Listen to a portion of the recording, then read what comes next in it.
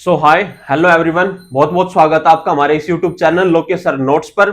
आज के इस सेशन में हम लोग क्लास 7th की हिस्ट्री से मुगल किंगडम यानी मुगल साम्राज्य और जो ट्राइब से रिलेटेड चैप्टर है, जो जनजातियों से रिलेटेड और आदिवासियों से रिलेटेड चैप्टर है, उसके एमसीक्यूज देखने वाले हैं। आपको अगर ये पीपीटी चाहिए तो ये पीपीटी आपको हमारे Lokesh sir notes Telegram channel पर मिल सकती है और फ्यूचर में और सारी वीडियोस के लिए आप हमारे यूट्यूब चैनल को सब्सक्राइब कर सकते हैं। तो चलिए आज का अपना ये सेशन स्टार्ट करते हैं। सबसे पहला क्वेश्चन हमारे पास आता है, Who was the founder of the Mughal empire in India? यानी भारत के अंदर जो मुगल साम्राज्य था उसके संस्थापक कौन थे? ऑप्शन ए आता है हमारे पास अकबर, ऑप्शन बी आता है बाबर, ऑप्शन सी आता है हुमायूं, ऑप्शन डी आता है शेरशाह सूरी। तो इसका जो सही आंसर रहेगा वो रहेगा बाबर, यानी जो मुगल साम्राज्य के संस्थापक थे। अब बात आती है बाबर। बाबर था कौन? जो बाबर था उसके जो वंशज थे वो थे चंगेज खान और तैमूर। यानी बाबर के वंशज यानी उसके पूर्वज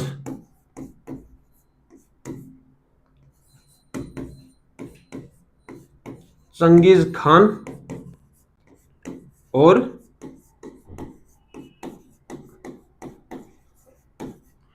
तैमूर थे। और 1526 के अंदर भारत में जो पानीपत का युद्ध हुआ था, किस किस के बीच लड़ा गया था पानीपत का युद्ध?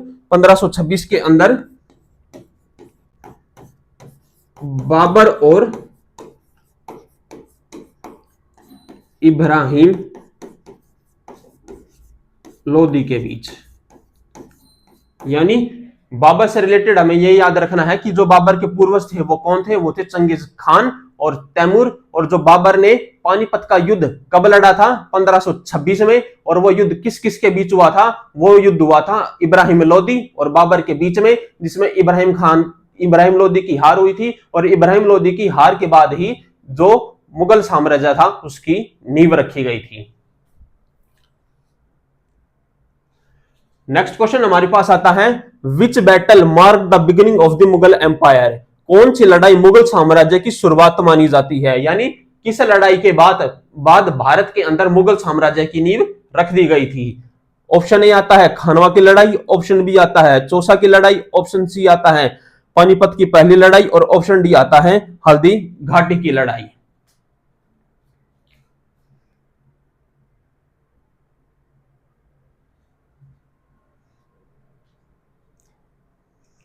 तो इसका जो सही आंसर रहेगा वो रहेगा हमारे पास फर्स्ट बैटल ऑफ पानीपत। यानी पानीपत की पहली लड़ाई के बाद भारत के अंदर मुगल साम्राज्य की नींव रख दी गई थी। और लास्ट क्वेश्चन में भी हमने देखा कि पानीपत का पहला युद्ध किस किस के बीच लड़ा गया था? बाबर और इब्राहिम लोदी के बीच लड़ा गया था, जिसमें इब्राहिम लोदी की हार हुई थी। नेक्स्ट क्वेश्चन लेते हैं अब हम। नेक्स्ट क्वेश्चन हमारे पास आता है, Who was the second ruler of Mughal empire? यानी मुगल साम्राज्य का दूसरा शासक कौन था? ए आता है बाबर, बी ऑप्शन आता है हमारे पास अकबर, सी ऑप्शन आता है हमारे पास हुमायूं और डी ऑप्शन आता है हमारे पास जहांगीर। यानी मुगल साम्राज्य का बाबर के बाद दूसरा शासक कौन हुआ था? तो इसका आंसर बताइए।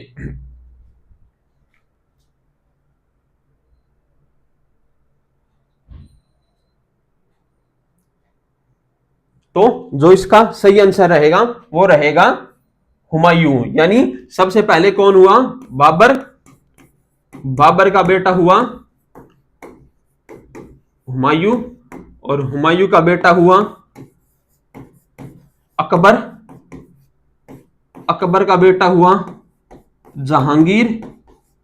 जहांगीर का बेटा हुआ शाहजहां और शाहजहां का बेटा हुआ औरंगजेब।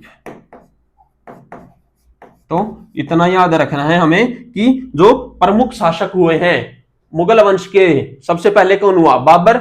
बाबर के बाद हुमायूं, हुमायूं के बाद अकबर, अकबर के बाद शाहजहां और शाहजहां का पुत्र कौन हुआ? औरंगजेब। ये सब के सब प्रमुख शासक थे मुगल साम्राज्य के। 1707 में औरंगजेब की मृत्यु के बाद मुगल साम्राज्य का पतन शुरू हो गया था और धीरे धीरे करके हिंदुस्तान के अंदर जो मुगल साम्राज्य का पूरा जो इतना बड़ा साम्राज्य था वो धीरे धीरे उसका पतन स्टार्ट हो गया था। तो नेक्स्ट क्वेश्चन लेते हैं।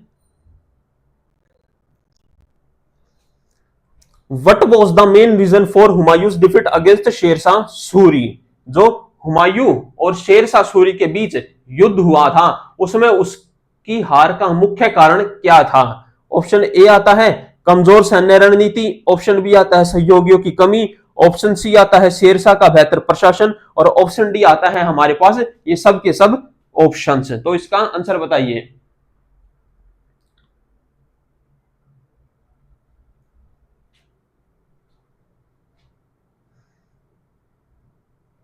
तो इसका जो आंसर रहेगा वो ये तीनों के तीनों कारण है, कमजोर सैन्य रणनीति, सहयोग की कमी और शेरशाह का बेहतर प्रदर्शन, ये सभी के सभी कारण थे हुमायूं की हार के। अब आता है कि शेरशाह सूरी और हुमायूं था उसके बीच में कौन कौन से युद्ध हुए थे। 1539 के अंदर और 1540 के अंदर दो युद्ध लड़े गए। किस किस के बीच में? हुमायूं और शेरशाह सूरी के बीच में। 1539 में कौन सा युद्ध लड़ा गया? 1539 में लड़ा गया चौसा का युद्ध, और 1540 में 1940 में लड़ा गया कन्नौज का युद्ध। तो चलिए नेक्स्ट क्वेश्चन लेते हैं। वो built the famous grand trunk road GT road, यानी जो जीटी रोड है जिसे हम सब लोग जीटी रोड के नाम से जानते हैं, उसका निर्माण किसने करवाया था? ऑप्शन ए आता है बाबर, ऑप्शन बी आता है शेरशाह सूरी, ऑप्शन सी आता है अकबर, ऑप्शन डी आता है औरंगजेब। तो शेरशाह जो जीटी रोड था उसका निर्माण किसने करवाया था? तो इसका जो सही आंसर रहेगा शेरशाह सूरी, यानी जीटी रोड को हम लोग किस दूसरे नाम से भी जानते हैं, जीटी रोड को हम शेरशाह सूरी मार्ग के नाम से भी जाना जाता है। तो शेरशाह सूरी ने ग्रैंड ट्रंक रोड यानी जीटी रोड की फुल फॉर्म क्या होगी? ग्रैंड ट्रंक रोड, इसका निर्माण करवाया था। और वो जो जीटी रोड था वो कहां से कहां तक था? वो बंगाल को किससे जोड़ता था? पेशावर से जोड़ता था। वर्तमान में पेशावर कहां पर है? वर्तमान में पेशावर पाकिस्तान के अंदर है। तो नेक्स्ट क्वेश्चन लेते हैं। Who was the first Mughal emperor to introduce the mansabdari system? वो पहला मुगल शासक कौन था जिसने मनसबदारी प्रथा की शुरुआत की थी? ऑप्शन ए आता है हमारे पास बाबर, ऑप्शन बी आता है अकबर, ऑप्शन सी आता है जहांगीर, और ऑप्शन डी आता है शाहजहां।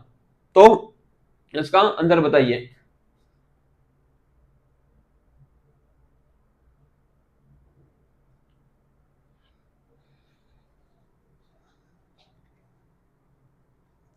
तो इसका जो सही रहेगा अकबर, यानी मनसबदारी प्रथा की शुरुआत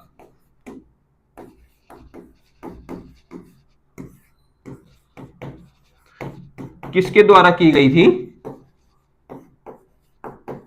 अकबर के द्वारा। यानी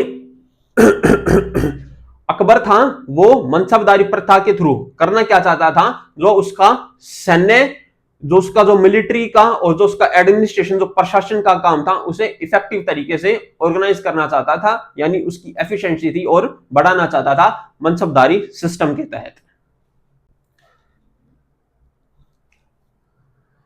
अगला क्वेश्चन आता है, which Mughal ruler was known for his policy of religious tolerance? यानी जितने भी मुगल शासक हुए हैं उन सब में से सबसे धार्मिक सहिष्णु किसे माना जाता है? यानी वो मुगल शासक कौन था जो सभी धर्मों का सम्मान करता था? ऑप्शन ए आता है बाबर, ऑप्शन बी आता है औरंगजेब, ऑप्शन सी आता है अकबर, ऑप्शन डी आता है जहांगीर। तो इसका जो सही आंसर रहेगा वो रहेगा अकबर, जो सभी धर्मों का सम्मान करता था। और जो औरंगजेब था उसे किस नाम से जाना जाता है? औरंगजेब को जिंदा पीर के नाम से भी जाना जाता है। और जो अकबर था उस टाइम पर जितने भी धर्म थे, जैन धर्म था, बौद्ध धर्म था, सिख धर्म की उस टाइम पर शुरुआत हुई थी और जो इस्लाम का मानने वाले थे उन सब के बीच समन्वय बैठाने के लिए, यानी जितने भी कॉन्फ्लिक्ट थे उन सभी को खत्म करने के लिए अकबर ने एक नया कॉन्सेप्ट इजाद किया था जिसे दीन इलाही धर्म के नाम से जाना जाता था। अकबर ने यह कंसेप्ट स्टार्ट तो किया था बट ये कंसेप्ट इतना पॉपुलर नहीं हो पाया।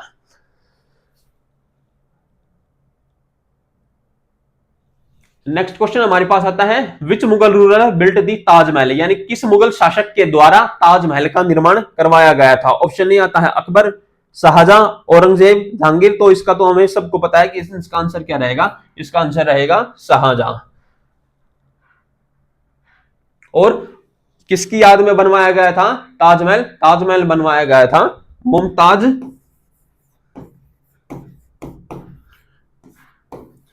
महल की याद में।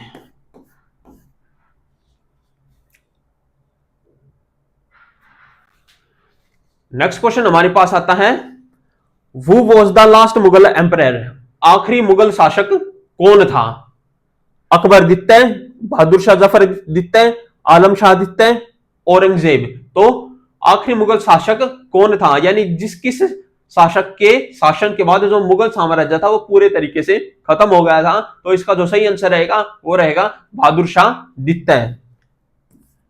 सन 1857 की जो क्रांति हुई थी उस समय दिल्ली का नेतृत्व कौन कर रहे थे? उस समय दिल्ली का नेतृत्व कर रहे थे बहादुर शाह जफर।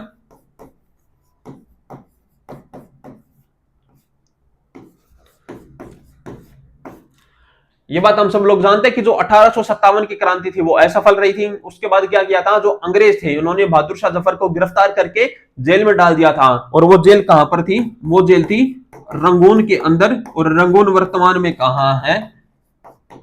म्यांमार में। तो हमें यहां पर इतना याद रखना है।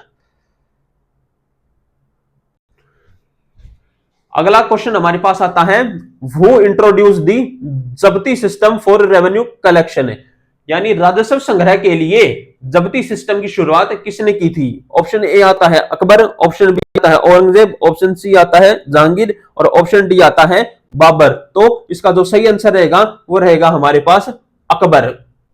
यानी जो जब्ती सिस्टम था वो किसके द्वारा इंट्रोड्यूस किया गया था? वो इंट्रोड्यूस किया गया था अकबर के द्वारा। और इसको इजाद किसने किया था, यानी इसका इन्वेंशन किसने किया था? ये किया था टोडरमल ने। टोडरमल कौन थे? अकबर के दरबार में जो नवरत्न रहते थे, यानी नवरत्न क्या होते थे? 9 ऐसे लोग होते थे जो अकबर को उसका शासन प्रणाली थी, उसका जो साम्राज्य था उसको अच्छे से सलाह देने के लिए अलग अलग मुद्दों पर 9 लोग होते थे। और उन 9 लोगों के समुदाय को क्या कहा जाता था? उसको नवरत्न कहा जाता था। और उन्हीं में से एक थे टोडरमल, जो फाइनेंस का काम होता था उसको देखते थे पूरे के पूरे, जो अकबर के टाइम में होता था।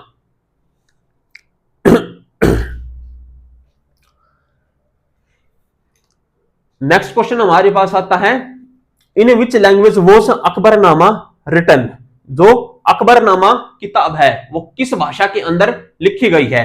ऑप्शन ए आता है संस्कृत, ऑप्शन बी आता है पर्शियन, ऑप्शन सी आता है अरबी और ऑप्शन डी आता है उर्दू। अकबरनामा किताब, यानी जो अकबरनामा किताब है वो किससे संबंधित है? सबसे पहला तो सवाल यही आता है, जो अकबरनामा है वो बाबर की क्या है? आत्मकथा, यानी उसकी ऑटोबायोग्राफी है। और उस जो अकबरनामा है उसके राइटर कौन है? उसके राइटर हैं अबू फजल। यानी बाबरनामा किसके द्वारा लिखी गई है? अबू फजल के द्वारा। और किस भाषा में लिखी गई है? वो लिखी गई है पर्शियन यानी फारसी भाषा के अंदर।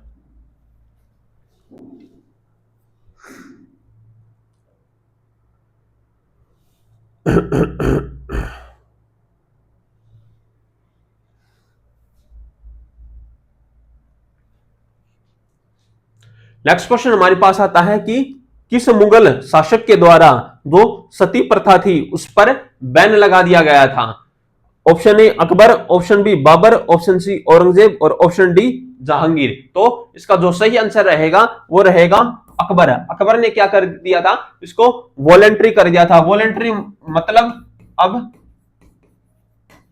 ऐसा कोई प्रतिबंध नहीं हो गया था कि परमानेंट नहीं था कि जो हस्बैंड है उसके मरने के बाद जो उसकी वाइफ है उसको सती होना पड़ेगा, उसे वॉलंटरी कर दिया गया था, यानी इच्छा अनुसार कर दिया गया था। अगर वो सती होना चाहते हैं तो वो उन पर ही डिपेंड करता है, यानी अब परमानेंट रह गया था। और ये किसके द्वारा किया गया था? ये किया गया था अकबर के द्वारा।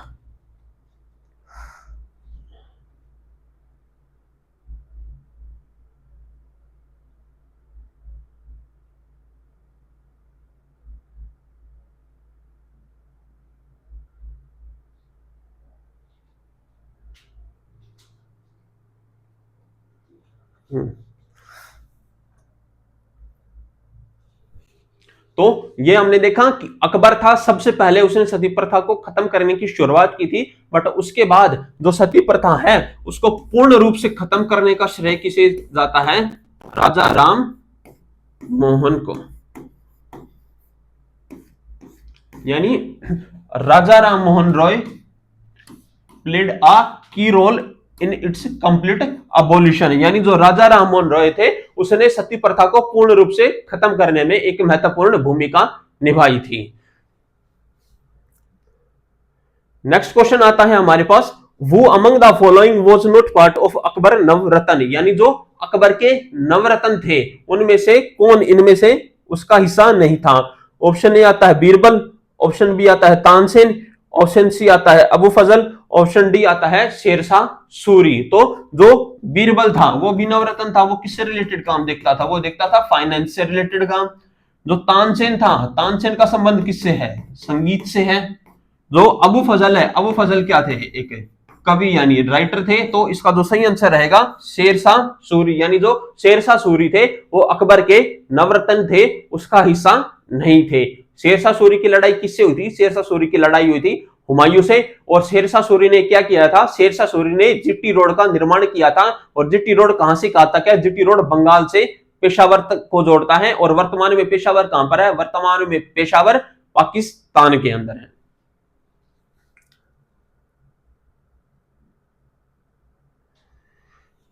नेक्स्ट क्वेश्चन हमारे पास आता है कि who build the red fort in Delhi, लाल किले का निर्माण किसने करवाया था? बाबर, अकबर, शाहजहां, जहांगीर। तो इसका जो सही आंसर रहेगा वो रहेगा शाहजहां, यानी लाल किले का निर्माण शाहजहां के द्वारा करवाया गया था। यानी जो ताजमहल था उसका भी निर्माण किसने करवाया? शाहजहां ने। और जो लाल किला था उसका भी निर्माण किसने करवाया? शाहजहां ने। और कब करवाया था? 1638 के अंदर, जब वो अपनी नई राजधानी बना रहा था शाहजहाबाद।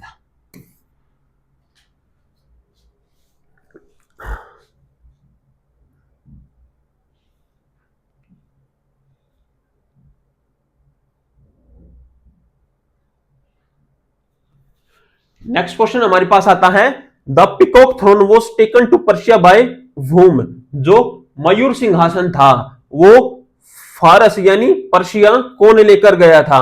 ऑप्शन ए आता है नादिर शाह, ऑप्शन बी आता है अहमद शाह अब्दाली, ऑप्शन सी आता है तैमूर, और ऑप्शन डी आता है महमूद गजनवी। जो मयूर सिंहासन था उसे पर्शिया कौन लेकर गया था? तो इसका जो सही आंसर रहेगा वो रहेगा नादिर शाह। 1739 के अंदर दिल्ली पर किसका हमला हुआ था? नादिर शाह का, जिसमें उसने दिल्ली में भारी लूट की थी। और इसी लूट में वो जो पिकॉक थ्रोन था, जिसे मयूर सिंहासन के नाम से जाना जाता है, उसे भी लूट करके ले गया था।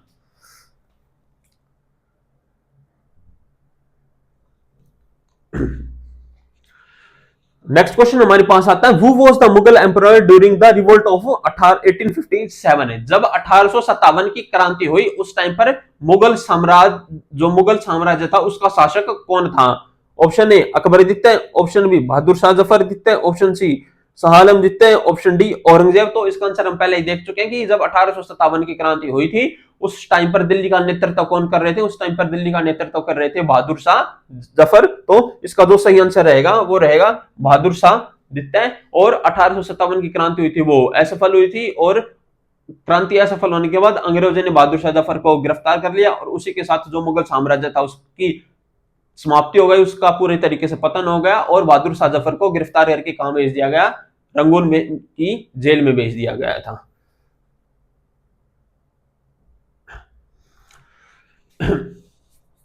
नेक्स्ट क्वेश्चन हमारे पास आता है, who was the mother of Jahangir, जो जहांगीर था उसकी माता का क्या नाम था। जहांगीर किसका पुत्र था, जहांगीर अकबर का पुत्र था। तो ऑप्शन ए आता है जोधाबाई, ऑप्शन बी आता है रुकिया सुल्तान बेगम, ऑप्शन सी आता है हमीदा बानो बेगम और ऑप्शन डी आता है मरियम उज जमानी। तो इसका सही आंसर बताइए।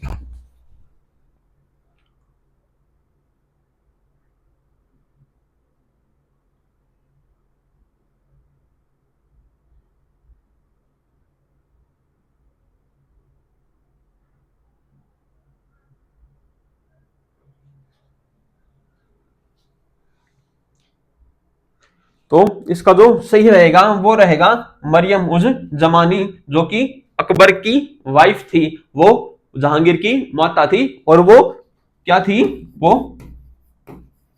राजपूत समुदाय से आती थी।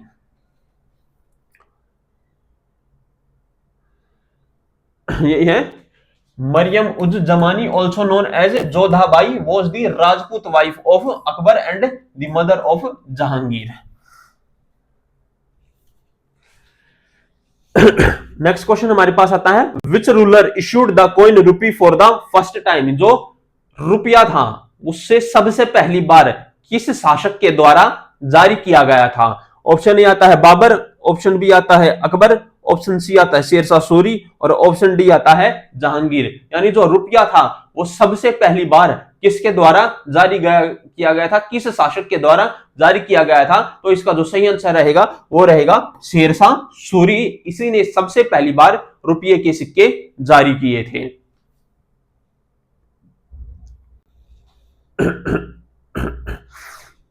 और जो शेरशाह सूरी ने जो सिस्टम स्टार्ट किया था रुपए का, वही जो सिस्टम था उसी सिस्टम को किसने अपनाया, मुगलों ने, और फिर उसी सिस्टम को किसने अपनाया, ब्रिटिशर्स ने। और आज भी वर्तमान में भारत की जो करेंसी है वो क्या है, रुपया है।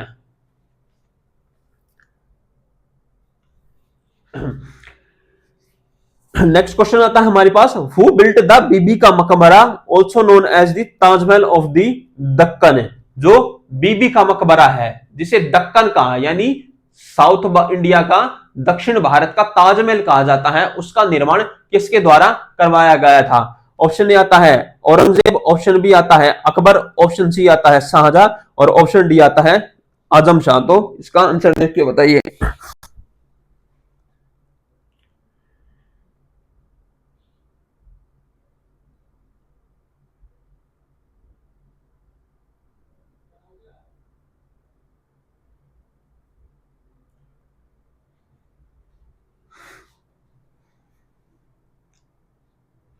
तो इसका जो सही आंसर रहेगा वो रहेगा आजम शाह। और आजम शाह कौन था, आजम शाह औरंगजेब का पुत्र था।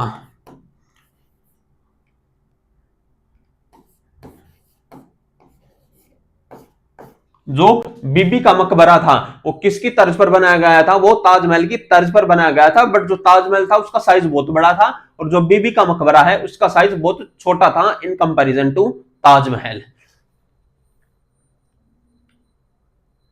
ये हो गया बीबी का मकबरा वॉज बिल्ट बाय आजम शाह, आजम शाह के द्वारा बनवाया गया था। और जो आजम शाह था वो किसका पुत्र था, वो आजम शाह था जो औरंगजेब का पुत्र था। और जो बीबी का मकबरा है वो कहां पर है, वो औरंगाबाद के अंदर है।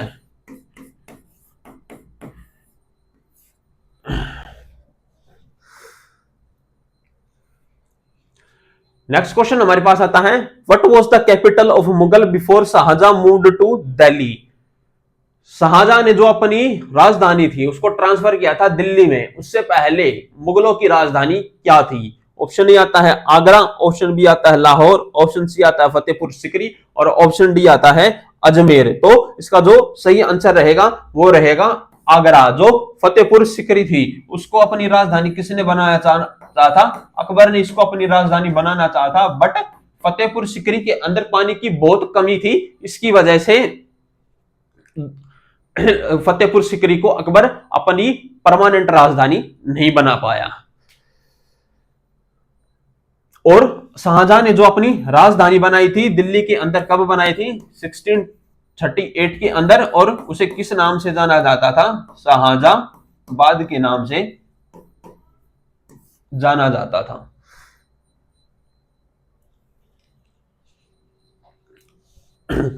नेक्स्ट क्वेश्चन आता है हमारे पास, under which Mughal ruler did the empire reach its maximum territorial extent, यानी इसका मतलब यह है कि किस मुगल साम्राज्य के, यानी किस मुगल शासक के शासन के तहत मुगल साम्राज्य का सबसे ज्यादा विस्तार हुआ था। तो ऑप्शन ए आता है बाबर, ऑप्शन बी आता है अकबर, ऑप्शन सी आता है औरंगजेब, ऑप्शन डी आता है शाहजहां। तो इसका जो सही आंसर रहेगा वो रहेगा औरंगजेब, क्योंकि औरंगजेब के शासन के तहत ही सबसे ज्यादा टेरिटोरियल यानी एरिया के मामले में, क्षेत्रफल के मामले में मुगल साम्राज्य का सबसे ज्यादा विस्तार हुआ था।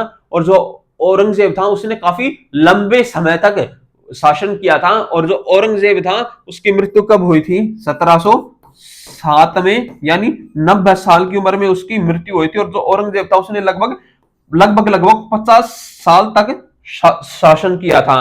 और जो औरंगजेब था उसकी मृत्यु किस स्थान पर हुई थी? उसकी मृत्यु हुई थी महाराष्ट्र के अंदर, और उसका जो मकबरा है वो भी कहां पर है? महाराष्ट्र के अंदर।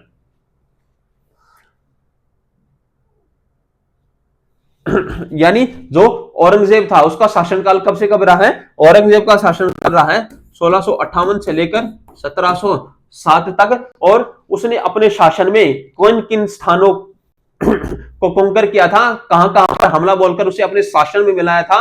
दक्कन, बीजापुर और गोलकुंडा। यानी कश्मीर से लेकर कन्याकुमारी तक एक टाइम ऐसा आ गया था जब पूरे मुगल साम्राज्य का शासन था। बट उस टाइम पर जो मुगल साम्राज्य था वो पूरी उसने अपनी ताकत झोंक दी थी अपना जो टेरिटोरियल है उसका जो क्षेत्रफल है उसको बढ़ाने के लिए, और लगातार युद्धों में उसके जितने भी संसाधन थे उसको खपा रहा था। बट धीरे धीरे क्या हुआ, उसने इतने संसाधन खपा दिए कि उसका जो साम्राज्य था औरंगजेब का वो धीरे धीरे कमजोर होने लगा। और 1707 में औरंगजेब की मृत्यु होने के बाद ऐसा कोई महान मुगल शासक नहीं हो पाया जो इतने बड़े एम्पायर को एक साथ संगठित रख सके।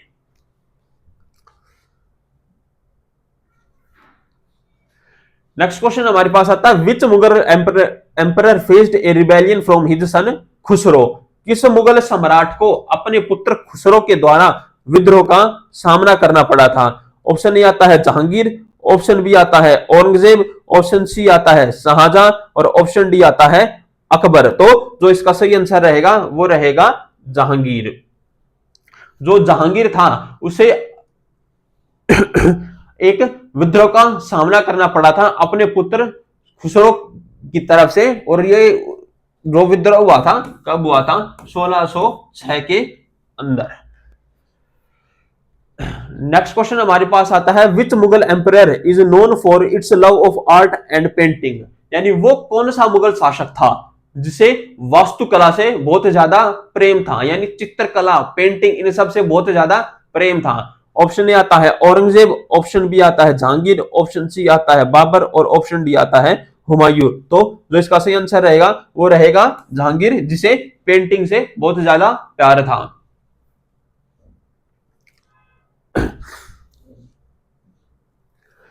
नेक्स्ट क्वेश्चन आता है हमारे पास, which Mughal emperor reimposed the jizya tax on non Muslims, जो जजिया कर होता था, जजिया कर क्या होता था? जो मुगल साम्राज्य था, जो मुगल साम्राज्य के शासक थे वो किस धर्म के मानने वाले थे? वो इस्लाम धर्म को मानने वाले थे। और उस टाइम पर जो नॉन मुस्लिम्स उनके स्टेट में उनकी जो शासन, उनका जो शासन होता था, जो उनका राज्य था वहां पर रहते थे, उनको एक टैक्स देना पड़ता था जिसे जजिया कर बोला जाता था या बोला जाता था। तो ये जो तो क्वेश्चन पूछ रहा है कि किस मुगल शासक के द्वारा जो जजिया टैक्स वो दोबारा लगाया गया था? तो जो अकबर था उसने जजिया टैक्स को खत्म कर दिया था। फिर उसके बाद औरंगजेब आया तो उसने पुनः जजिया कर था जो नॉन मुस्लिम थे उन पर लगाया था। तो इसका जो सही आंसर रहेगा वो रहेगा औरंगजेब। यानी जो औरंगजेब था उसने 1679 के अंदर दोबारा जजिया कर लगा दिया था नॉन मुस्लिम्स के ऊपर। और जो अकबर था उसे किस लिए जाना जाता था? अकबर को जाना जाता था उसके रिलीजियस टॉलरेंस के लिए, यानी जो अकबर था वो सभी धर्मों का सम्मान करता था। वही इसके ठीक उल्टा जो औरंगजेब था उसे किस नाम से जाना जाता था? औरंगजेब को जाना जाता था जिंदा पीर के नाम से जाना जाता था। नेक्स्ट क्वेश्चन हमारे पास आता है, which Mughal emperor defeated Hemu in the second battle of Panipat? जो दूसरा पानीपत का युद्ध हुआ था उसमें हेमू को किसने हराया था? ऑप्शन ए आता है बाबर, ऑप्शन बी आता है अकबर, ऑप्शन सी आता है हुमायूं और ऑप्शन डी आता है जहांगीर। तो इसका जो सही ऑप्शन रहेगा वो रहेगा अकबर। जो पानीपत का दूसरा युद्ध हुआ था वो किस किस के बीच हुआ था? वो हुआ था हेमू और अकबर के बीच में।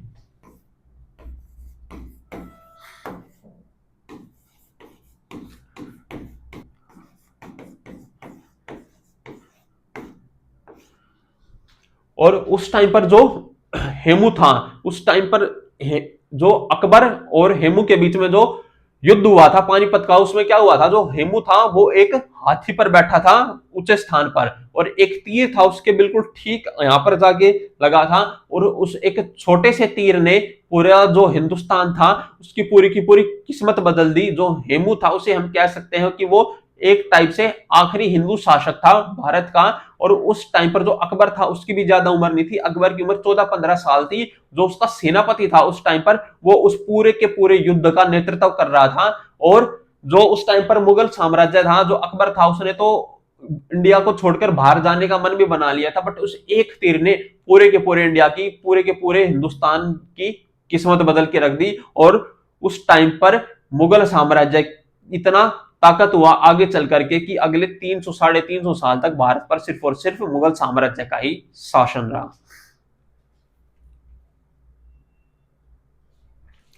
यानी जो 1556 के अंदर कब हुआ था? 1556 के अंदर पानीपत का दूसरा युद्ध हुआ, और this victory solidified Mughal control over north India after Humayun death. यानी हुमायूं की मृत्यु के बाद पूर्ण रूप से जो उत्तर भारत था उस पर मुगलों का शासन था वो स्थापित हो चुका था। अब मुगलों के सामने कोई भी रुकावट नहीं थी। हेमू था वही सबसे बड़ी रुकावट था उनके शासन व्यवस्था में, वही उनका सबसे बड़ा दुश्मन था।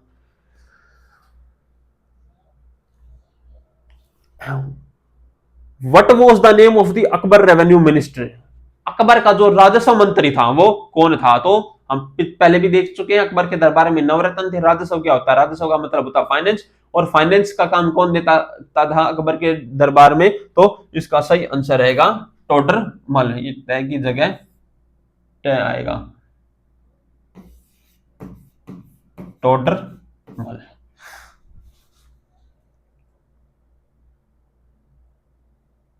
और जो टोडरमल था उसने कौन सा सिस्टम दिया था? जब्ती सिस्टम। नेक्स्ट क्वेश्चन हमारे पास आता है, which Mughal emperor built the city of Fatehpur Sikri? जो फतेहपुर सिकरी थी वो उस शहर का निर्माण किस मुगल शासक के तहत, किस मुगल शासक ने करवाया था?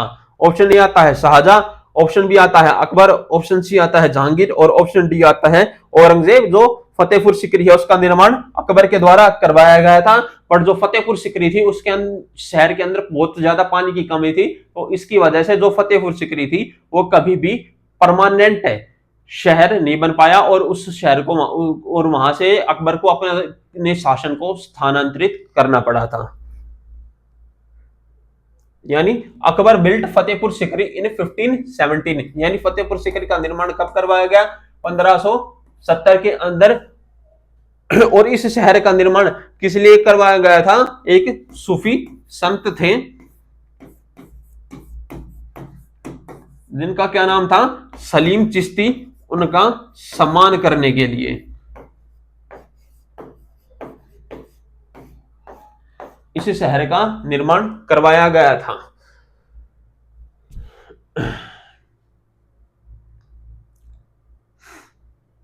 नेक्स्ट क्वेश्चन हमारे पास आता है, who was the powerful queen who influenced Mughal politics during Jahangir reign, यानी वो रानी कौन थी जिसके पास इतनी ताकत थी कि जहांगीर के शासन के दौरान उसने जो मुगल साम्राज्य था उसको इन्फ्लुएंस करने की ताकत रखती थी, उसको प्रभावित करने की ताकत रखती थी। ऑप्शन ए आता है मुमताज महल, ऑप्शन बी आता है नूरजहां, ऑप्शन सी आता है मरियम उज जमानी और ऑप्शन डी आता है जोधाबाई। तो इसका आंसर देख के बताइए।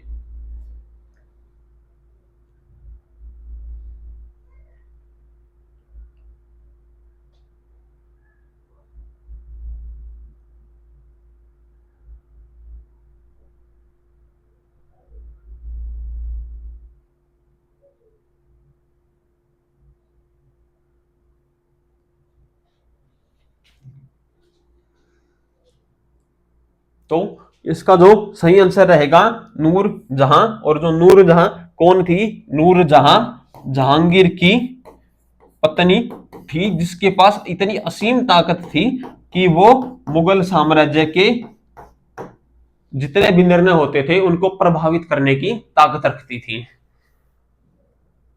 यानी नूर जहां जहांगीर वाइफ जो जहांगीर की पत्नी थी उसके पास बहुत ज्यादा पॉलिटिकल यानी राजनीतिक पावर थी एंड इशूइंग ऑर्डर आदेश जारी करने की ताकत थी, और जो साम्राज्य था उसका जो कामकाज था उसको किस तरीके से मैनेज करना है उसको भी प्रभावित करने की ताकत थी। और जो उसका प्रभाव था वो सबसे ज्यादा अपने चरम पर कब था, जब जहांगीर था उसकी हेल्थ डिक्लाइन हो रही थी, जो उसकी स्वास्थ्य था वो अच्छा नहीं था, जहांगीर का स्वास्थ्य अच्छा नहीं था तो वो अपना साम्राज्य चला नहीं पा रहा था। तो उस टाइम पर एक तरीके से हम कह सकते हैं कि इनडायरेक्टली जो मुगल साम्राज्य था उसके सारे निर्णय किसके द्वारा लिए जा रहे थे, नूर जहां के द्वारा लिए जा रहे थे। तो अब नेक्स्ट क्वेश्चन आता है हमारे पास, ये क्वेश्चन तो थे हमारे पास मुगल साम्राज्य के, अब ये थोड़े कुछ क्वेश्चन है जो वास्तुकला से रिलेटेड है। नेक्स्ट क्वेश्चन आता है हमारे पास, what was the primary purpose of building temples and mosques during the medieval period. मध्यकालीन जो युग था भारत के अंदर उस टाइम पर मंदिर और मस्जिद बनाने का क्या उद्देश्य होता था। ऑप्शन ए व्यापार और वाणिज्य यानी ट्रेड और कॉमर्स के लिए, ऑप्शन बी आता है पावर वेल्थ और डिवोशन यानी अपनी धन दौलत अपनी जो उसकी ताकत है राजा की वो, और डिवोशन वो जिस ईश्वर को मानता है उसके प्रति अपनी आस्था को दिखाने के लिए, ऑप्शन सी आता है रेजिडेंशियल पर्पस यानी आवासीय यानी रहने के लिए, और ऑप्शन डी आता है एग्रीकल्चर एक्टिविटीज के लिए। तो यानी जो मस्जिद और मंदिरों का निर्माण किसके लिए किया जाता था, जो मस्जिद और मंदिरों का निर्माण किया जाता था वो किया जाता था पावर वेल्थ और डिवोशन को दर्शाने के लिए, यानी जो राजा है उसकी ताकत कितनी है, जितना भव्य मंदिर होगा, जितनी बड़ी मस्जिद होगी, जितना बड़ा जो रिलीजियस स्ट्रक्चर है जितना बड़ा जितना भव्य होगा उतनी ही ज्यादा उस राजा को ताकतवर बना जाएगा, उतनी ही ज्यादा उसके पास धन दौलत होगी। और ये चीज ये दर्शाता है कि जिस ईश्वर को वो मानता है उस ईश्वर के प्रति उसका कितना ज्यादा समर्पण भाव है।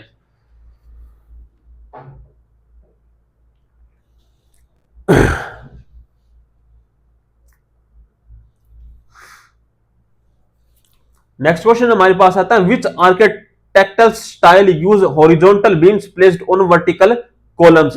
कौन सी वास्तुशैली ऊर्ध्वाधर स्तंभों पर क्षैतिज बीमों का उपयोग करती है।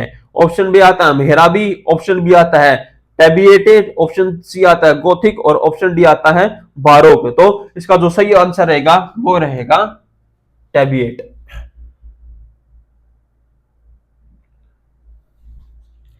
नेक्स्ट क्वेश्चन आता है, what is the highest roof of A Hindu temple cold.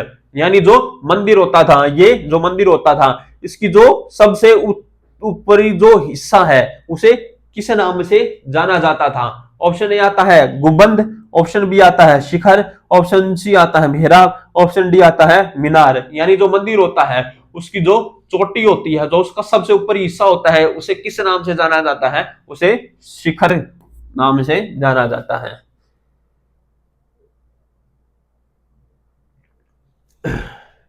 अब ये कुछ क्वेश्चंस आते हैं जो ट्राइबल वाला जो लेसन है क्लास 7th की हिस्ट्री में उससे रिलेटेड है। तो सबसे पहला क्वेश्चन आता है, who were the banjaras in medieval India. जो बंजारा समुदाय था, जो बंजारा आदिवासी समुदाय था, वो कौन थे मध्यकालीन भारत के अंदर? ऑप्शन ए आता है योद्धा यानी वॉरियर्स, ऑप्शन बी आता है ट्रेडर्स व्यापारी, ऑप्शन सी आता है फार्मर्स किसान, और ऑप्शन डी आता है प्रिस्ट पुजारी। तो इसका जो सही आंसर रहेगा ट्रेडर्स, यानी जो बंजारा समुदाय है उनका संबंध किससे है? उनका संबंध व्यापारी समुदाय से है। इस पिक्चर में हम देख सकते हैं कि जो बंजारा समुदाय के लोग हैं उनकी जो महिलाएं होती थी उनका जो पहनावा होता था वो किस तरीके का होता था। और जो बंजारा समुदाय था उसका जो काम क्या होता था, जो लंबे लंबे डिस्टेंस तक यानी एक जगह से दूसरी जगह तक, बहुत ज्यादा लंबा डिस्टेंस होता था, जो सामान को एक जगह से दूसरी जगह तक ले जाने का काम होता था वो किसके द्वारा किया जाता था? बंजारों के द्वारा किया जाता था। और ये किस प्रवृत्ति के लोग थे? ये घुमंतु प्रवृत्ति के लोग थे, यानी ये लोग एक जगह पर ज्यादा टाइम के लिए नहीं टिकते थे, एक जगह से दूसरी जगह पर मूव करते रहते थे, यानी एक जगह पर परमानेंट ये रूप से ये नहीं रहते थे।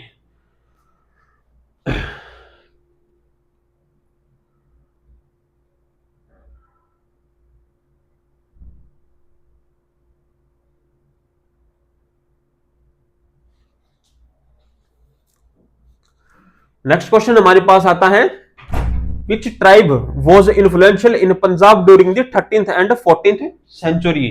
13वीं और 14वीं शताब्दी के दौरान पंजाब में कौन सी जनजाति सबसे ज्यादा प्रभावशाली थी? ऑप्शन ए आता है अहोम, ऑप्शन बी आता है गोंड, ऑप्शन सी आता है खोकर, और ऑप्शन डी आता है भील। जो अहोम साम्राज्य था उसका संबंध भारत के किस हिस्से से है? वो असम से रिलेटेड है। तो इसका जो सही आंसर रहेगा वो रहेगा खोखर, जिनका संबंध पंजाब से है। यानी जो खोखर समुदाय था उनका 13वीं और 14वीं शताब्दी में बहुत ज्यादा प्रभाव था भारत के पंजाब में। नेक्स्ट क्वेश्चन हमारे पास आता है, what was the primary occupation of the Ahom tribe. जो अहोम साम्राज्य था, अहोम साम्राज्य भारत के किस हिस्से में था? वो था असम में। उनका जो प्रमुख व्यवसाय क्या था?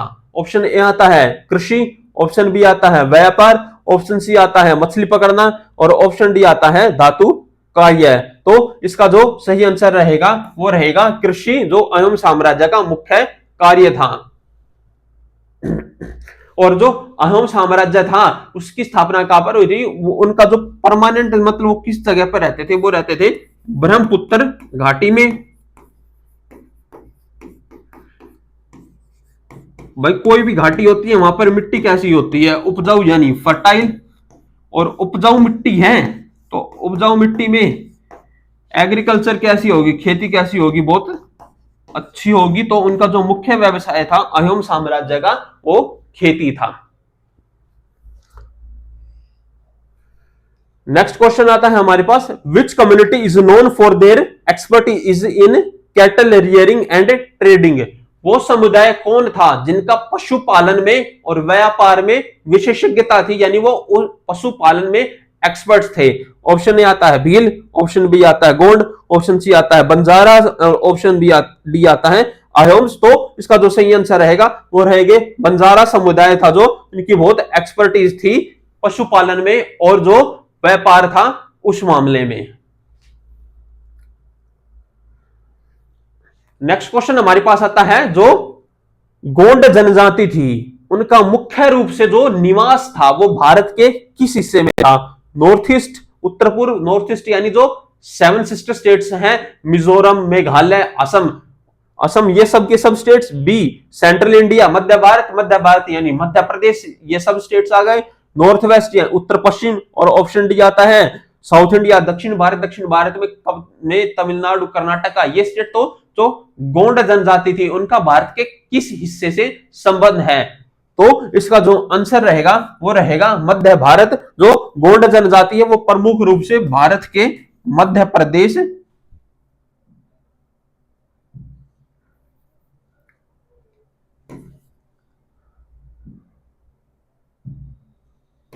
भारत के मध्य प्रदेश में देखने को मिलती हैं, यानी किस रीजन में? मध्य प्रदेश के अंदर। नेक्स्ट क्वेश्चन हमारे पास आता है, which tribe establish the kingdom of गढ़ा कटंगा। गढ़ा कटंगा जो साम्राज्य था उसकी स्थापना किस जनजाति के द्वारा की गई थी। ऑप्शन ए आता है भील, ऑप्शन बी आता है गोंड, ऑप्शन सी आता है अहोम और ऑप्शन डी आता है बंजारा। तो इसका आंसर बताइए।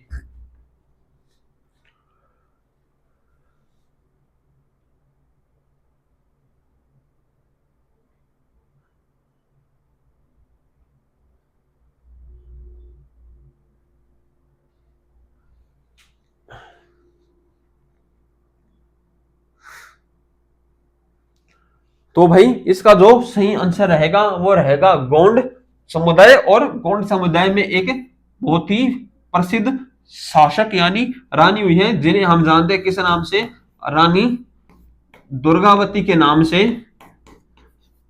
जिन्होंने लोहा लिया था यानी लड़ाई की थी, स्ट्रगल किया था किस साम्राज्य के खिलाफ, मुगल साम्राज्य के खिलाफ। और मुगल साम्राज्य में भी पर्टिकुलर उस टाइम पर राजा कौन था, अकबर।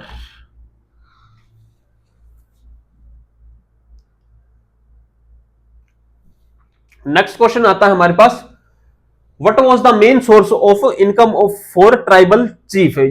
जो जनजातीय समुदाय होता था उसका एक मुखिया होता था, तो जो मुखिया होता था उसकी आमदनी का, उसकी आय का मुख्य स्रोत क्या होता था।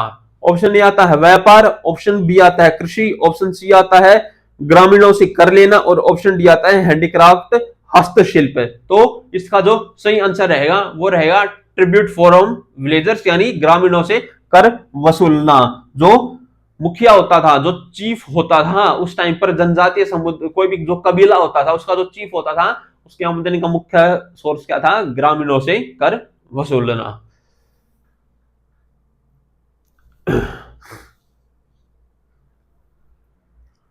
नेक्स्ट क्वेश्चन आता है हमारे पास, which of the following was a nomadic pastoral community. इनमें से कौन घुमंतु पशुपालक समुदाय थे। यानी एक घुमंतु का मतलब एक जगह से दूसरी जगह घूमते रहते हैं, उनका कोई परमानेंट घर नहीं होता, और उसके साथ साथ क्या थे, वो पशुपालक भी थे। पशुओं जो कैटल रियरिंग का काम होता है, जो पशु पालने का काम होता था वो भी करते थे। तो ऑप्शन ए आता है अहोम, ऑप्शन बी आता है गोंड, ऑप्शन सी आता है बंजारे और ऑप्शन डी आता है भील। तो इसका जो सही आंसर रहेगा वो रहेगा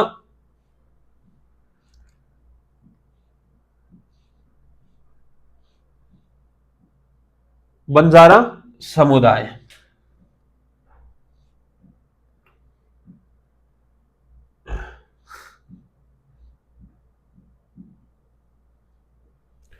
नेक्स्ट क्वेश्चन आता है हमारे पास, which tribal group ruled over the region of the Assam. किस जनजातीय समूह के द्वारा असम पर शासन किया गया था। ऑप्शन ए आता है गोंड, ऑप्शन बी आता है अहोम, ऑप्शन सी आता है भील, ऑप्शन डी आता है बंजारे। तो इसका आंसर हम सब लोग जानते हैं कि असम से, जो असम है उस वहां पर कौन सी जनजातीय समूह सबसे ज्यादा देखने को मिलता है, वो था अहोम साम्राज्य।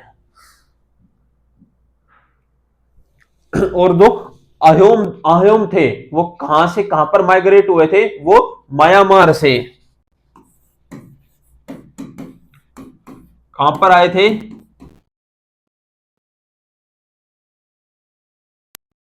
13th सेंचुरी में तो आए थे भाई, क्योंकि वो भी क्या कर रहे थे, युद्ध के तहत उनका जो साम्राज्य था उसका जो विस्तार करते जा रहे थे। और इसी मामले में उन्होंने असम को भी 13वीं शताब्दी के अंदर अपने साम्राज्य में मिलाया था।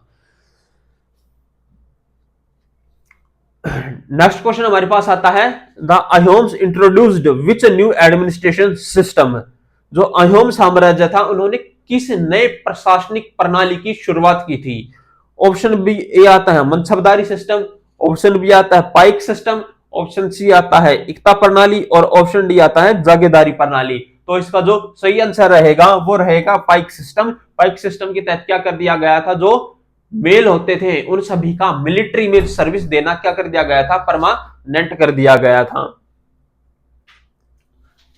यानी जो अडल्ट मेल होता था, जो वयस्क बन चुके हैं, जो मेल कम्युनिटी के लोग हैं जो वयस्क बन चुके हैं, उनको मिलिट्री के अंदर ड्यूटी देनी पड़ती थी। और इस सिस्टम को हम लोग किस नाम से जानते हैं? इस सिस्टम को हम लोग पाइक प्रणाली के नाम से जानते हैं। अगला क्वेश्चन आता है जो गोंड जनजातीय समूह था वो कितने कबीलों में बटा हुआ था? तो जो गोंड जनजातीय समूह था वो कितने कबीलों में बटा हुआ था? वो 12 कबीलों में बटा हुआ था और हर कबीले का अपना एक सरदार, अपना एक चीफ होता था।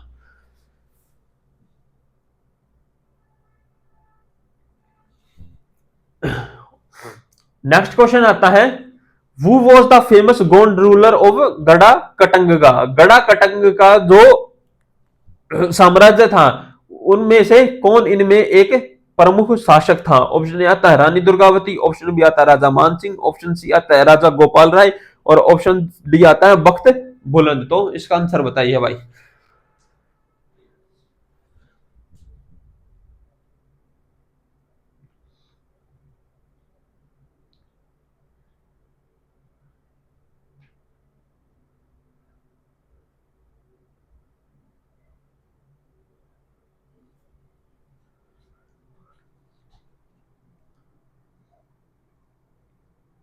तो भाई पहले हम पिछले एमसीक्यू में देखा था हमने कि जो गढ़ कटंगा था उसकी एक जो फेमस रानी कौन हुई है? वो हुई है रानी दुर्गावती। और जो रानी दुर्गावती थी उन्होंने किस साम्राज्य के खिलाफ संघर्ष किया था? उन्होंने मुगल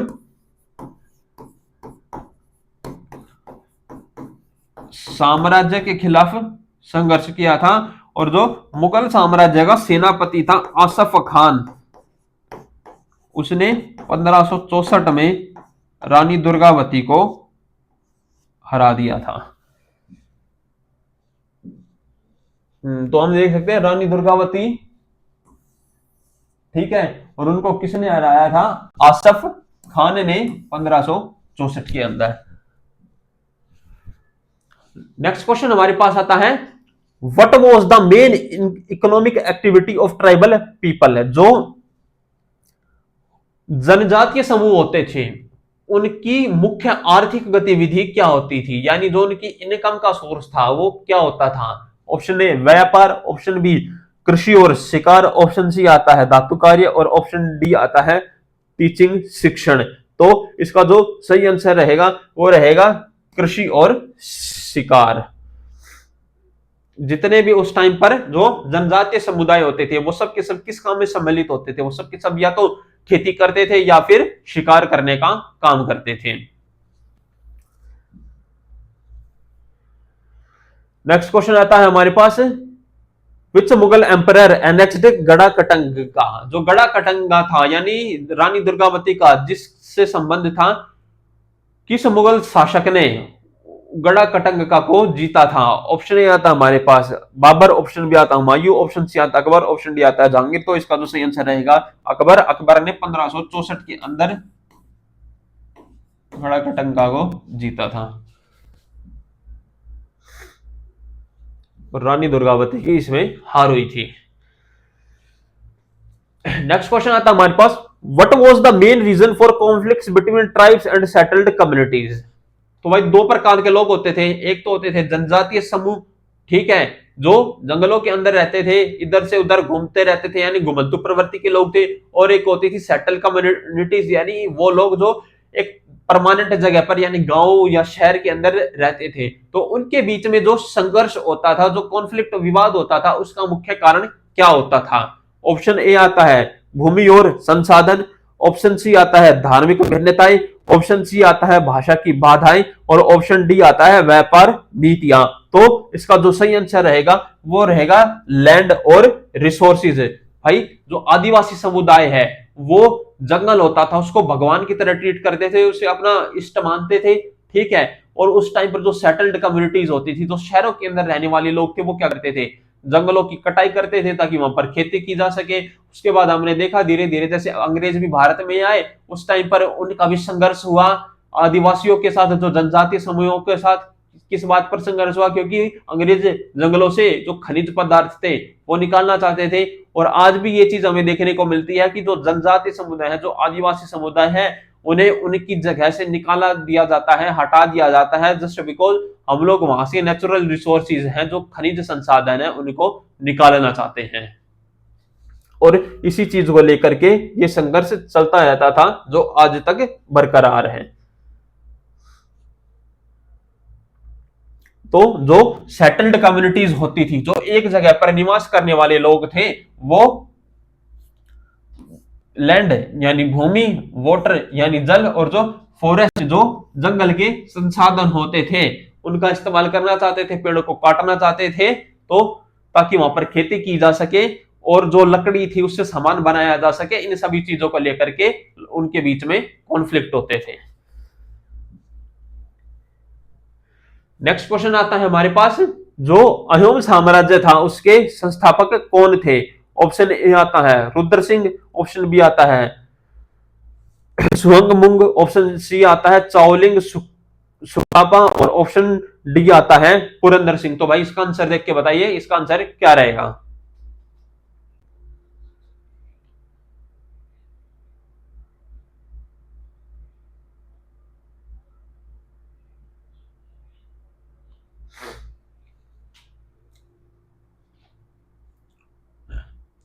तो भाई इसका जो सही आंसर रहेगा वो रहेगा चाओलिंग सुखावा, जिन्होंने 1228 के अंदर अहोम साम्राज्य की स्थापना की थी भारत के किस हिस्से में? असम में।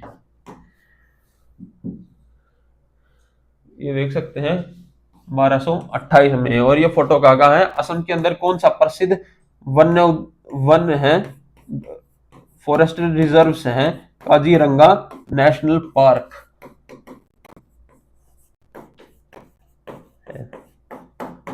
असम में।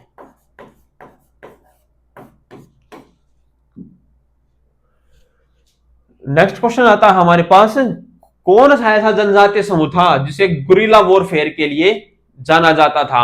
ऑप्शन ए आता है भील समुदाय, ऑप्शन बी आता है गोंड समुदाय, ऑप्शन सी आता है अहोम, और ऑप्शन डी आता है बंजारा समुदाय। तो जो इसका सही आंसर रहेगा वो रहेगा भील समुदाय, जिसका संबंध किससे है? गोरिल्ला वॉरफेयर से।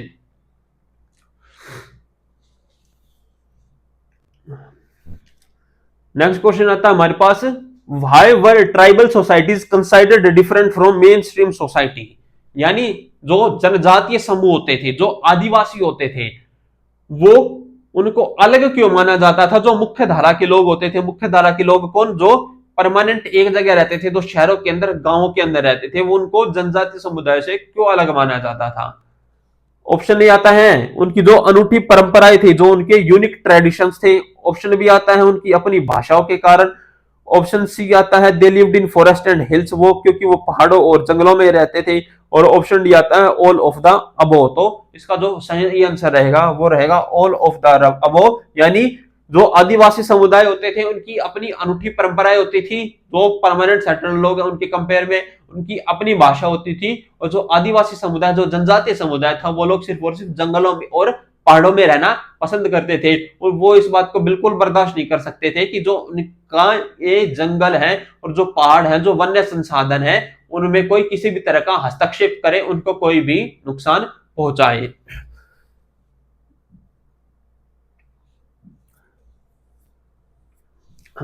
नेक्स्ट क्वेश्चन आता है हमारे पास, why did the Mughal empire try to control tribal community? जो जनजातीय समूह था, जो मुगल साम्राज्य था, वो जनजातीय समूह को क्यों कंट्रोल करना चाहता था? यानी भाई जो मुगल साम्राज्य है वो तो चल रहा है, अब उनको जो जंगल में रहने वाले लोग हैं, जो चुपचाप अपना जीवन यापन कर रहे हैं, उससे मुगल साम्राज्य को क्या लेना देना? आखिर मुगल साम्राज्य उसे कंट्रोल क्यों करना चाहता था? जो सबसे पहला ऑप्शन आता है राजस्व एकत्र करने के लिए, यानी जो रेवेन्यू है उसको बढ़ाया जा सके, अपने साम्राज्य का विस्तार करने के लिए। ऑप्शन सी आता है उन्हें जो अब दूसरे धर्म में कन्वर्ट किया जा सके, यानी उन्हें इस्लाम में कन्वर्ट किया जा सके। और ऑप्शन डी आता है बोथ ए एंड बी, यानी ऐसे ही क्या कारण था कि मुगल साम्राज्य था जो वो जनजातीय समूहों को कंट्रोल करना चाहता था, वो समुदाय जिनका जो सेटल्ड कम्युनिटीज है, जो लोग शहरों और गांवों में रहते हैं, उनसे कोई लेना देना ही नहीं है। तो इसका जो सही ऑप्शन रहेगा वो रहेगा बोथ ए एंड बी, क्योंकि कलेक्ट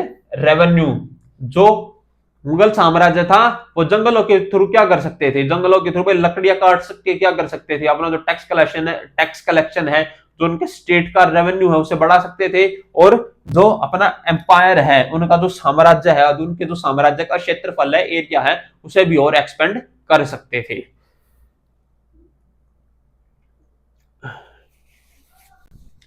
नेक्स्ट क्वेश्चन आता है हमारे पास, what was the role of tribal leaders in their society. जो जनजातीय समूह होते थे उनका जो मुखिया होता था उसका क्या रोल होता था। ऑप्शन ए सैन्य प्रमुख होते थे, मिलिट्री चीफ होते थे। ऑप्शन बी जो गांव की भूमि और जो जमीन होती थी उसे कंट्रोल करते थे। ऑप्शन सी जितने भी डिस्प्यूट होते थे, यानी कहीं भी दो लोगों के बीच में झगड़ा हो गया तो उसकी सुनवाई करते थे, उस विवाद को सुलझाते थे। ऑप्शन डी आता है ये सभी के सभी। तो इसका जो आंसर रहेगा वो रहेगा ऑल ऑफ द अबो, यानी जो उस टाइम पर जो चीफ होता था जनजातीय समूह का, वो मिलिट्री कमांडर का काम करता था, वही न्यायपालिका का काम करता था, और वही सरकार का काम करता था, यानी जितने भी जमीन है उसको कंट्रोल करने का काम भी वही करता था। यानी tribal leaders acted as military heads, land owners and जजेस, यानी तीनों के तीनों काम किसके द्वारा किए जाते थे, ट्राइबल चीफ के द्वारा किए जाते थे। नेक्स्ट क्वेश्चन आता है हमारे पास, why were the Banjaras important during the Mughal period. जो मुगल साम्राज्य था उस टाइम पर भाई, मुगल साम्राज्य के दौरान जो बंजारा समुदाय था उसकी इंपोर्टेंस क्या थी, उनकी उनकी इंपोर्टेंस क्या थी, वो क्यों महत्वपूर्ण थे मुगल साम्राज्य के लिए। ऑप्शन ए वे योद्धा थे मतलब वो मुगल साम्राज्य के लिए युद्ध लड़ सकते थे। ऑप्शन बी वे खाद्य और आपूर्ति का परिवहन करते थे, यानी जो खाने पीने की चीजें होती हैं उनको एक जगह से दूसरी जगह ले जाने का काम करते थे। ऑप्शन सी किले और सड़कें बनाते थे, यानी कंस्ट्रक्शन का काम करते थे। ऑप्शन सी वे कर वसूलते थे। तो इसका जो सही ऑप्शन रहेगा वो रहेगा जो बंजारा समुदाय होता था वो घुमंतु प्रवृत्ति के लोग थे और एक जगह से दूसरी जगह घूमते रहते थे। तो उनका जो मुख्य काम होता था वो क्या होता था, सामान को एक जगह से दूसरी जगह लेके जाना। और इसी की वजह से वो मुगल साम्राज्य के लिए बहुत इंपॉर्टेंट थे, क्योंकि जो रसद होती थी युद्ध के टाइम पर, जो खाने की चीजें होती थी उनको एक जगह से दूसरी जगह ले जाने का काम कौन करते थे, वो करते थे बंजारा समुदाय के लोग। ये देख लिया कि हमने जो पूरी की पूरी सप्लाई चेन होती थी भाई, फूड ले जाने का काम अनाज होता है, और जो गुड्स सामान होता है एक शहर से दूसरे शहर, सेनाओं के लिए एक जगह से दूसरी जगह जो सामान ले जाने का काम है वो कौन किसके द्वारा किया जाता था, वो बंजारा समुदाय के द्वारा किया जाता था। नेक्स्ट क्वेश्चन आता है, which Mughal empire encouraged the inclusion of tribal chiefs into his administration. किस मुगल शासक के द्वारा ये काम किया गया कि जो मुखिया होता है जनजातीय समूह का वो भी उसके प्रशासन का हिस्सा बने। ऑप्शन ए आता है बाबर, ऑप्शन बी आता है अकबर, ऑप्शन सी आता है जहांगीर, ऑप्शन डी आता है औरंगजेब। तो इसका सही आंसर रहेगा अकबर के द्वारा जो मुखिया होते थे, जो ट्राइबल चीफ होते थे, उनको एनकरेज किया गया, उनको प्रोत्साहित किया गया कि वो भी जो मुख्य धारा की सोसाइटी है, जो मेन स्ट्रीम सोसाइटी है, वो भी उसका हिस्सा बने। और इसी के लिए अकबर ने एक छोटी सी पहल की थी, वो उन्हें अपने एडमिनिस्ट्रेशन का, अपने प्रशासन का हिस्सा बनाना चाहता था।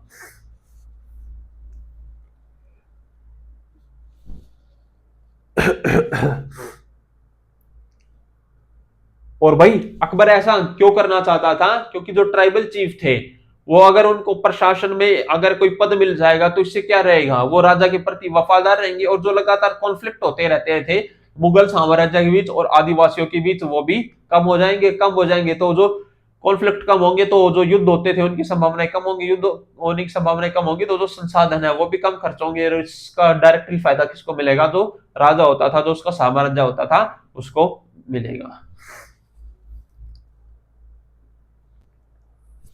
नेक्स्ट क्वेश्चन आता है हमारे पास, जो अहोम साम्राज्य था उन्होंने किस मुगल जर्नल को, मुगल सेनापति को हराया था। ऑप्शन ए आता है मीर जुमला, ऑप्शन बी आता है आसफ खान, ऑप्शन सी आता है राजा मान सिंह, और ऑप्शन डी आता है औरंगजेब। तो इसका जो सही आंसर रहेगा वो रहेगा आसफ मीर जुमला। जो आसफ खान था उसने किसको हराया था, इसने हराया था रानी दुर्गावती को। और अहोम ने, अहोम जो साम्राज्य के था उन्होंने मुगलों को कब हराया था, 1667 के अंदर।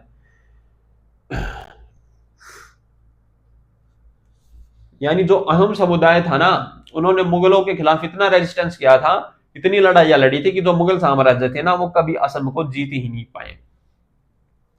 नेक्स्ट क्वेश्चन आता है, what was the main festival celebrated by the Bhil समुदाय।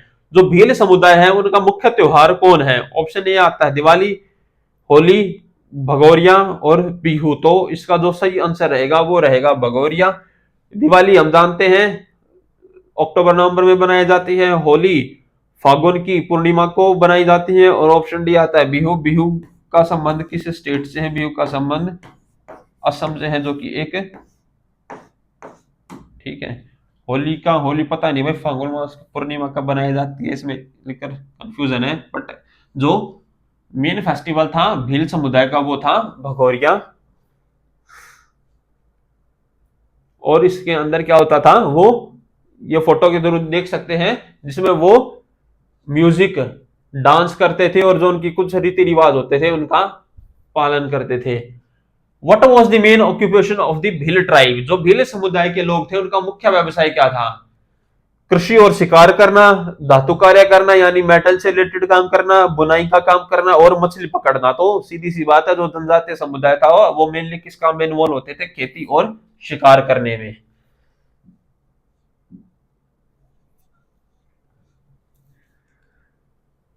नेक्स्ट क्वेश्चन आता है, what did the Ahoms build to improve agriculture. जो अहोम समुदाय के शासक थे, जो राजा थे, उन्होंने कृषि को सुधारने के लिए क्या बनाए थे?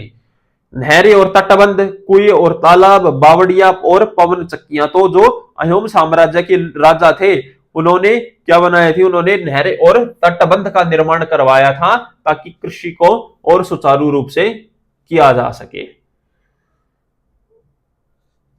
फायदा क्या होता था नहरें बनाने का? किसी एक इलाके में मानो पर्टिकुलरली भाई बाढ़ आ गई, अब वो पानी निकलने का कहीं रास्ता ही नहीं है, तो वो पानी कहां जाएगा? वो पानी जाएगा खेतों में, खेतों में पानी जाएगा तो क्या हो जाएगी? फसल बर्बाद हो जाएगी। अब क्या कर दिया जाता था, नहरें बना दी जाती थी अलग अलग डायरेक्शन के अंदर, यानी अगर बाढ़ आती है और तो वो ज्यादा पानी इकट्ठा हो जाता है, तो उसे नहरों के अंदर अलग अलग धाराओं में प्रवाहित किया जा सके, और जिससे बाढ़ की जो समस्या है वो उत्पन्न ना हो। नेक्स्ट क्वेश्चन आता है, जो अहोम साम्राज्य था उन्होंने किस भाषा को अपनाया था? तो अहोम थे, सीधी सी बात है, किस स्टेट से रिलेटेड थे? असम थे, तो उनकी भाषा क्या रही होगी? उनकी भाषा रही होगी असमिया।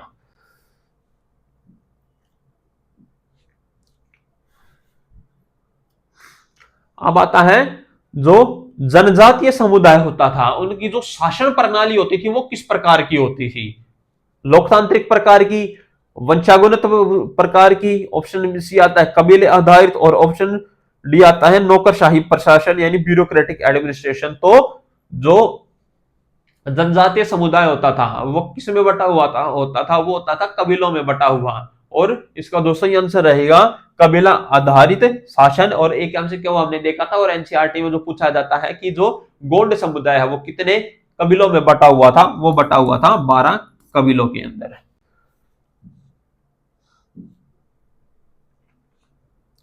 और हर कबीले का अपना एक सरदार होता था, और सारा का सारा काम, न्यायपालिका का काम भी, जो कॉन्फ्लिक्ट होते थे जज का काम भी वही करता था, मिलिट्री कमांडर का काम भी वही करता था, और जितना भी सरकार का जो काम काज देखती है, जमीन को कंट्रोल करना, संसाधनों को मैनेज करना, वो सब का सब काम किसके द्वारा किया जाता था?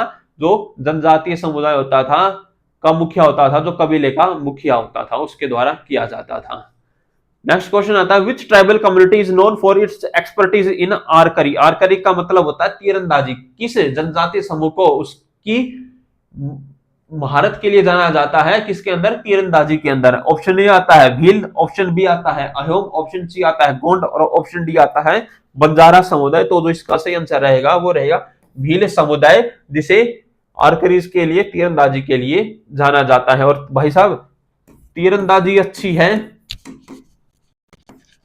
तो कौन सी स्किल्स डेवलप होंगी? हंटिंग यानी शिकार करने की प्रवृत्ति। जो भील समुदाय के लोग थे वो क्या करते थे? शिकार करते थे, क्योंकि तीरंदाजी के मामले में बहुत अच्छे थे। अगला सवाल आता है, जो जनजातीय समुदाय था वो मुख्य रूप से जो फसल उगाई जाती थी उसके अंदर क्या उगाते थे? ऑप्शन ए आता है चावल, गेहूं, मक्का, बाजरा। तो जो जनजातीय समुदाय होते थे वो मुख्य रूप से बाजरे की खेती करते थे, और एक तौर से हम कह सकते हैं जो मोटे अनाज होते थे, बाजरा, जवार, इन सब की खेती की जाती थी जो जनजातीय समुदाय के लोग होते थे।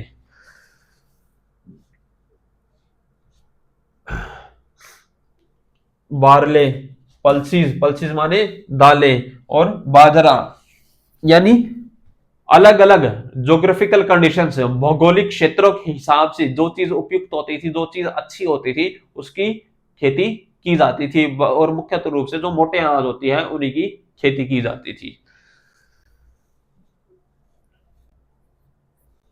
नेक्स्ट क्वेश्चन आता है सबसे पावरफुल गोंड शासक कौन हुआ है, गोंड रूलर कौन हुआ है। Option A Rani Durgavati, option B Dalpat Shah, option C Amandas, और ऑप्शन डी आता है बख्त बुलंद। तो इसका जो सही आंसर रहेगा वो रहेगा बख्त बुलंद, सबसे ज्यादा प्रभावशाली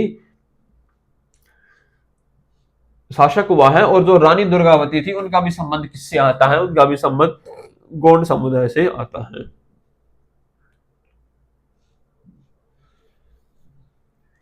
नेक्स्ट क्वेश्चन आता है जो अहोम साम्राज्य के लोग थे वो लड़ाई करते वक्त सबसे जो मुख्य हथियार होता था वो कौन सा होता था, किसका इस्तेमाल करते थे।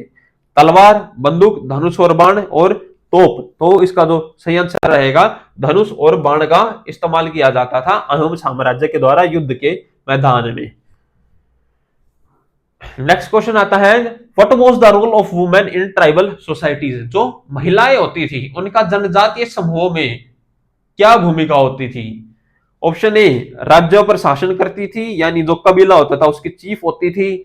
ऑप्शन बी योद्धा होती थी, यानी युद्ध में लड़ने का काम करती थी। ऑप्शन सी कृषि और घरेलू कार्य देखती थी, यानी जो घर का कामकाज होता था और जो खेती से रिलेटेड काम होता था वो देखती थी। और ऑप्शन डी उनकी कोई भूमिका नहीं होती थी। तो जो इसका सही आंसर रहेगा वो रहेगा जो महिलाएं होती थी वो कृषि और घर का जो कामकाज होता था वो देखती थी।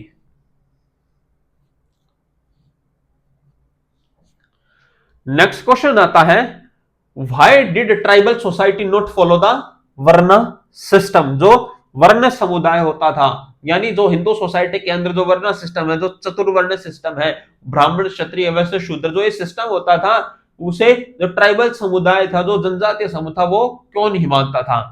ऑप्शन ए आता है वे मुख्य धारा के समाज से अलग थे, यानी जो आदिवासी थे वो जंगलों में रहते थे, उनका मेन स्ट्रीम सोसाइटी से कोई लेना देना ही नहीं था। ऑप्शन बी आता है उनकी अपनी सामाजिक संरचना थी। ऑप्शन सी आता है उन्होंने जाति आधारित भेदभाव को अस्वीकार किया। और ऑप्शन डी आता है उपरोक्त सभी। तो जो इसका सही आंसर रहेगा उपरोक्त सभी, यानी वो मुख्य धारा के लोग थे ही नहीं तो उनका सिस्टम से लेना देना क्या। ऑप्शन बी है वो भी सही है, उनकी अपनी अलग सामाजिक संरचना होती थी, जैसे यहाँ पर राजा होता था वहां पर कबीले का सरदार होता था।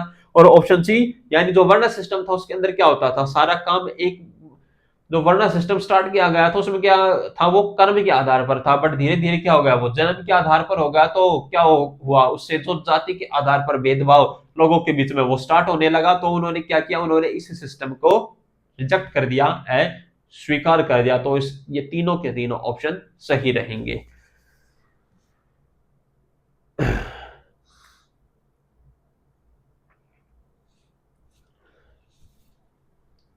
नेक्स्ट क्वेश्चन आता है how did Ahoms expand there kingdom. जो अहोम साम्राज्य के राजा थे वो अपने साम्राज्य का विस्तार कैसे करते थे। ए विवाह के द्वारा, यानी भाई हमने देखा है कि जो एक राजा होता था वो किसी दूसरे राज्य की रानी से शादी कर लेता था, तो वो क्या होता था, वो भी साम्राज्य कहां पर मिल जाता था, उसी राजा का हिस्सा बन जाता था। यानी विवाह के द्वारा भी राजा क्या करते थे, अपने साम्राज्य का विस्तार करते थे।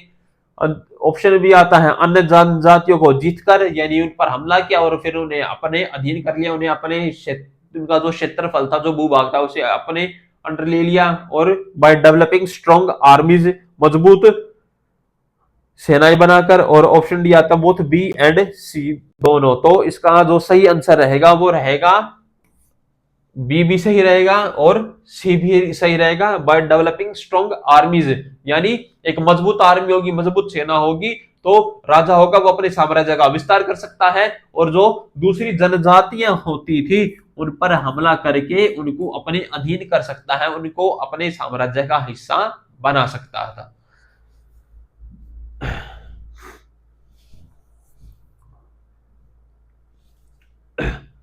नेक्स्ट क्वेश्चन आता है, why did the Mughals face resistance from tribal communities? जो जनजातीय समुदाय के लोग होते थे वो मुगल साम्राज्य के खिलाफ क्यों थे, उनका विरोध क्यों करते थे? ऑप्शन ए आता है, जनजातीय समुदाय कर नहीं देना चाहता थे। ऑप्शन ए, वे स्वतंत्र रहना चाहते थे। उनकी भूमि और ऑप्शन से आता है उनकी भूमि और संसाधनों को लेकर संघर्ष थे। और ऑप्शन डी आता है ऑल ऑफ द अबो। तो इसका जो सही आंसर रहेगा वो रहेगा ऑल ऑफ द अबो। जो जनजातीय समुदाय के लोग थे वो भाई कोई टैक्स भी नहीं देना चाहते थे, क्योंकि उनका मुख्य धारा से कोई लेना देना ही नहीं है। जो राजा सुविधाएं उपलब्ध करा रहा है लोगों के लिए, और उन लोगों के लिए तो वो सारी सारी सुविधाएं उनको तो मिल नहीं रही है। ऑप्शन बी, वो स्वतंत्र रहना चाहते थे, वो मेन स्ट्रीम सोसाइटी का हिस्सा नहीं बनना चाहते थे, वो जंगलों के अंदर ही रहना पसंद करते थे। आज के टाइम में भी आपने देखा होगा कि अंडमान और निकोबार के जो द्वीप है उन पर एक जनजातीय समूह बसता है जिनका आज की दुनिया से कोई लेना देना नहीं है। और जो कुछ लोग वहां पर जाकर उनके बारे में जानने की इच्छुक होते हैं तो ऐसा हो चुका है कि वो लोग मार दिए गए, खत्म हो गए। और ऑप्शन डी आता है, उनके भूमि और संसाधनों को लेकर भी संघर्ष होते रहते थे। और जो राजा होता था वो क्या करना चाहता था, वो जंगलों को साफ करके क्या करना चाहता था, जंगलों को साफ करके कृषि योग्य भूमि का जो क्षेत्र था उसे बढ़ाना चाहता था, ताकि कृषि की जा सके। कृषि से क्या बढ़ेगा, राजस्व बढ़ेगा, और इसका सीधा फायदा राजा को होगा। तो इसका जो सही आंसर रहेगा वो रहेगा ऑल ऑफ द अबव। तो आज का सेशन हम लोग यहीं तक रखते हैं। आई होप आप सभी लोगों को ये सेशन बहुत अच्छा लगा होगा, और आपका जो फीडबैक है वो कमेंट बॉक्स में जरूर बताया होगा। और हमारे यूट्यूब चैनल को सब्सक्राइब कर लीजिएगा, और हमारे टेलीग्राम ग्रुप लोग के सर नोट्स को ज्वाइन कर लीजिए फ्यूचर के अंदर जितने भी अपडेट्स हैं उन सभी के लिए। Thank you very much.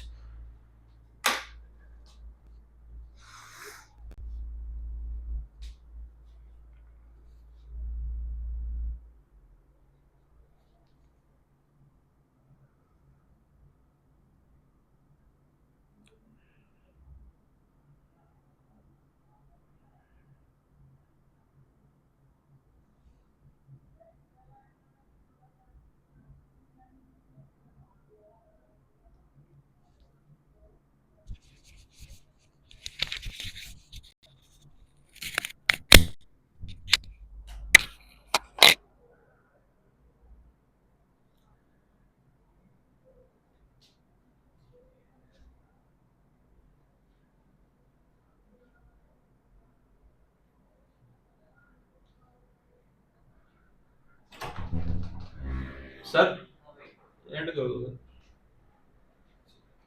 Sir.